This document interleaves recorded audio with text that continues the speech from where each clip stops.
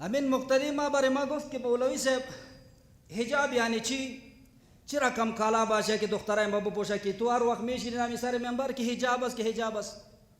ما گفتیم حاجی صاحب محترم ریش سفید هستی، بسیار به تو احترام داریم. گفتیم خلاصه برات بگویم، آن لباس شرعی است، آن حجاب شرعی است که دختری تو پوشیده باشه، سنوی تو پوشیده باشه، زن تو پوشیده باشه و در پیش امرای تو یک مهمان ششته باشه، یک رفیق و یک دوستی تو امرای تو ششته باشه، امی دختری تو یا امی زن تو یا امی سنوی تو در پلوی تو تیر شوه از بازار یا از ارجی که آمده باشه و تو خجالت نشوی و چشمت پایین نشو با امی رفیقی تو که والله دختر ما تیر شد و حجاب صحیح نبود، لباسشان صحیح نبود، خجالت بکشی با او لباس.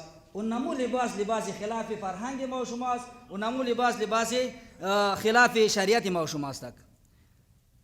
اتفاقا یک چند روز بعد ما یک مولای عادی هستیم، ساده دامی کوچم میریم که مردم دا اوزام میریم در جایی که خدمت مردم باشه، می که دنیس بشم صدا کنه شاید جواز مردم بشناسه که امی آمده ما میگیم برو الا حرکت کو که بریم. در پیش روی دکانه اشته بودیم، امی حاجی صاحب ششته بود، یک دختره که از کورس آمد یا از مکتب آمد از هر جایی که آمد، این حاجی صاحب بیچاره می تو یک خجالت وارد شد. ما گفتیم حاجی صاحب یک گپ بزنیم خفه خو نمیشه. گفت نیم مولوی صاحب بگو.